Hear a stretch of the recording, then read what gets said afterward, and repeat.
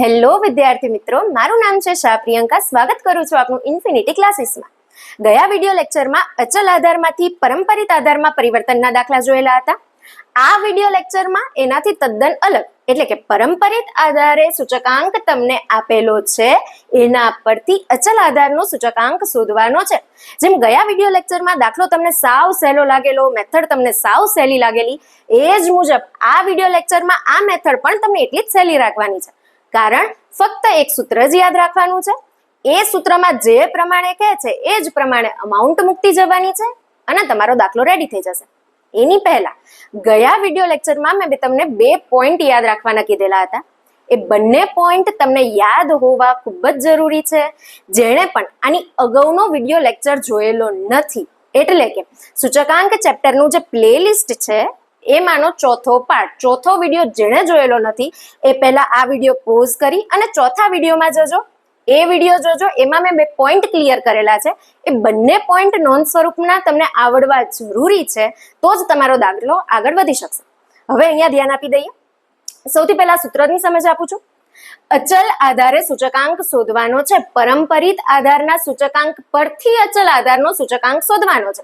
તો એના માટેનું સૂત્ર છે ચાલુ વર્ષનો પરંપરિત આધારે સૂચકાંક, જે તમને ઓલરેડી દાખલામાં આપેલો જ હશે, ગુણ્યા અગાઉના વર્ષનો અચલ આધારે સૂચકાંક. એ પણ તમને આ કોષ્ટકમાંથી જ મળી જવાનો છે. કઈ રીતે મળશે હું તમને સમજાવું છું.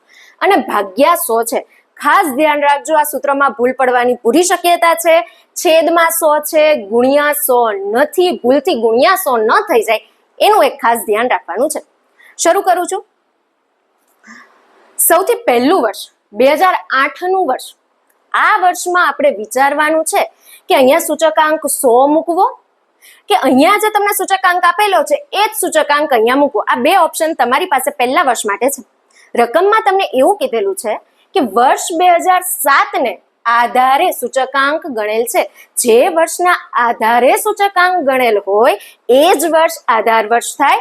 આધાર વર્ષનો સૂચકાંક 100 હોય, એનો મતલબ આ દાખલામાં 2007 નો સૂચકાંક 100 લેવો પડે. પણ અહીંયા તો પહેલું વર્ષ 2008 છે, જે આધાર વર્ષ નથી, માટે અહીંયા 100 મૂકી શકાશે નહીં. તો આપણી પાસે એક બીજો ઓપ્શન છે કે અહીંયા જે સૂચકાંક છે એ જ સૂચકાંકને અહીંયા મૂકી દઈએ. 100 નથી મૂકી શકવાના માટે અહીંયા લખું છું 134.8. એનો મતલબ વર્ષ 2008 નો પરંપરિત આધારે સૂચકાંક 134.8 છે અને એ વર્ષનો અચલ આધારે સૂચકાંક પણ 134.8 છે. ત્યારબાદ હવે દરેક વર્ષમાં સૂત્ર મુજબ આગળ વધશું.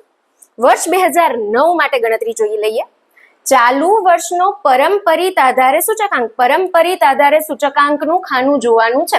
ચાલુ વર્ષ એટલે 2009 ના વર્ષનો પરંપરિત આધારે સૂચકાંક છે 115.28 ગુણ્યા અગાઉના વર્ષનો અચલ આધારે સૂચકાંક. આની અગાઉનું વર્ષ એટલે 2008, એનો અચલ આધારે સૂચકાંક લેવાનો છે. આ ખાનું છે અચલ આધારે સૂચકાંકનું. અચલ આધારે સૂચકાંક છે 134.8 છેદમાં 100. કેલ્સીમાં જ્યારે આ પ્રમાણેની ગણતરી કરશો ત્યારે તમારે જવાબ આવશે 155.40.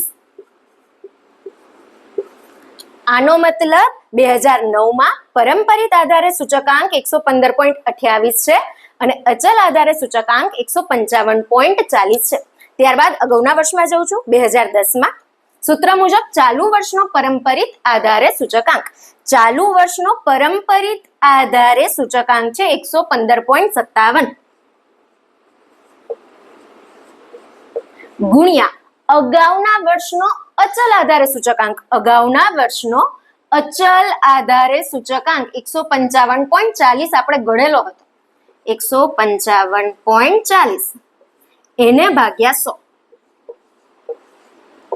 આવું તમારે કેલ્સીમાં કરવાનું છે એટલે તમને જવાબ મળશે 179.60. ત્યારબાદ ત્રીજા વર્ષની આ જ મુજબની ગણતરી કરશું. ચાલુ વર્ષનો પરંપરિત આધારે સૂચકાંક. ચાલુ વર્ષનો પરંપરિત આધારે સૂચકાંક ગુણ્યા અગાઉના વર્ષનો અચલ આધારે સૂચકાંક. આર્યો અગાઉના વર્ષનો અચલ આધારે સૂચકાંક છેદમાં 100. આ પ્રમાણે કરશો એટલે જવાબ તમને મળશે 192.62. આ તમારો જવાબ છે ને વિદ્યાર્થી મિત્રો, એકદમ સરળ. આખા આંકડા શાસ્ત્રમાં દરેક દાખલા આટલા જ સરળ છે. કન્ટિન્યુ વિડીયો લેક્ચર જોજો. દરેકે દરેક મેથડ હું કવર કરવાની છું, દરેક વિડીયોમાં સ્ટેપ બાય સ્ટેપ.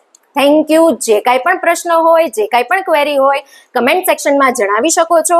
પહેલેથી વિડીયો જોવાનું ભૂલતા નહીં. તમારા મિત્રો સાથે શેર કરો, વધુમાં વધુ શેર કરો, જેથી કરી આનો ફાયદો એ લોકો પણ ઉઠાવી શકે. Thank you.